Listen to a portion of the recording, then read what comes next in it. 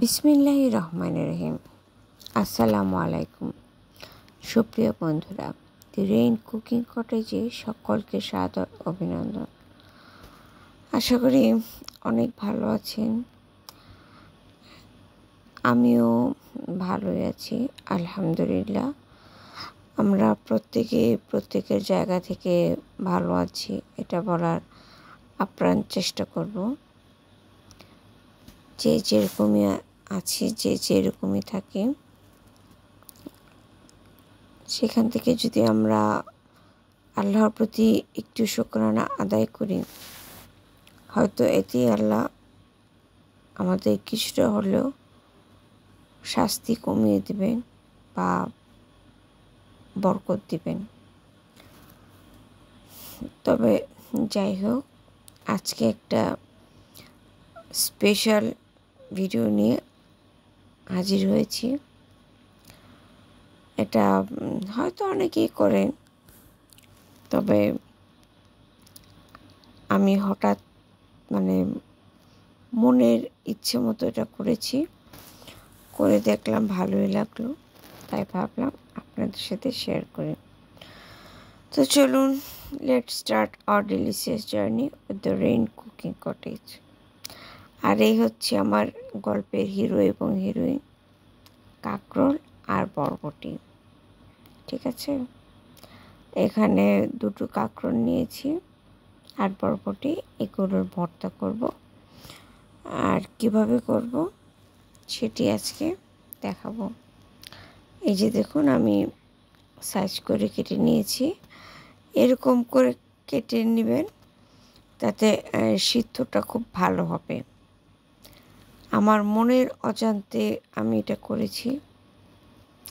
আর এই যে দেখুন, সিদ্ধ করার সময় কাঁচা লঙ্কা দিবেন,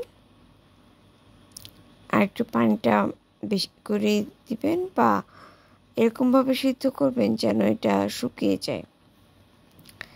এবার প্রায় 8-10 মিনিট ফোটানোর পর আমি একটি কড়াই বা তাওয়া যেটাই হোক, শুকনো লঙ্কা, পেঁয়াজ এবং রসুন তেলে ভেজে নিয়েছি। এই দেখুন, আমার ভাজা হয়ে গেছে, এরকম লাল লাল। আর অবশ্যই ঝালটা আপনাদের আন্দাজ মতো দেবেন। আর সিদ্ধ করা কাঁকরোল এবং বরবটিগুলো এবার হালকা একটু ভেজে নেব তেলে। আর এই ভাজাটা কিন্তু একটু সাবধানে করবে, একদম মৃদু আছে। আর এবার এটা আমি শিলনোড়ায় বেটে নেব। আর কি বলবো, কতটা সুস্বাদু যে হয়েছে খেতে। ঘটনা কি, অনেক দিনের ফ্রিজে জমানো কিছু বরবটি ছিল, আর রান্না করব এই জন্য সবজি সিলেক্ট করতে গিয়ে দেখি একটা কাঁকরোল ছিল। তারপর ভাবলাম কি করা যায়। আমার সেই বরবটিগুলো প্রায় নষ্ট হয়ে যাওয়ার উপক্রম, তা বেছে বেছে বরবটিগুলো নিয়েছিলাম আর ওই একটা কাঁকরোল। তবে এই ভর্তাটার চেয়ে ওই ভর্তাটা আরও মজা হয়েছিল। আমি এখানে ধনেপাতা দিইনি, তবে আপনারা চাইলে ধনেপাতা এবং কালিজিরা অ্যাড করে নিতে পারেন। তবে ভর্তাটা কিন্তু অসাধারণ লেগেছে। আর হ্যাঁ, আপনারা ভাবছেন লবণ এটা আসলে যদি বলতে হয়, তবে ওই রাঁধুনি রান্না জানে না। ঠিক আছে।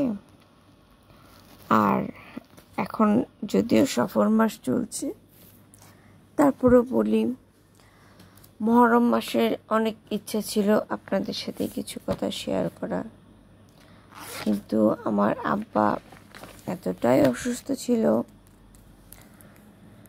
যে আমি কোনো ভিডিওই আসলে দিতে পারিনি। তবে আমি চেষ্টা করব এই সফর মাসে মহরমের কিছু কথা তুলে ধরবার, কারণ আগামী বছর হয়তো এই সুযোগ বা এই ইচ্ছাটুকু থাকবে না, সময় হয়তো থাকবে। যেমন মহরমের 10 তারিখ আশুরা। আশুরা শব্দের অর্থই হচ্ছে 10। আল্লাহর কাছে যে 4টি সম্মানিত মাস, জিলকদ, জিলহজ, মুহররম ও রজব, এই 4টি মাসই কিন্তু আল্লাহর কাছে অত্যন্ত সম্মানের। যা স্বয়ং আল্লাহর কাছে সম্মানের, তার মর্যাদা আমাদের কাছে কতটা হওয়া উচিত, ঠিক আছে? আর এই মুহররম মাসের ঘটনাগুলো আমি আস্তে আস্তে বলবো এই মাসে প্রতিটি ব্লগে। আর আজ তবে এ পর্যন্তই। Enjoy yourself, be happy and stay with piece.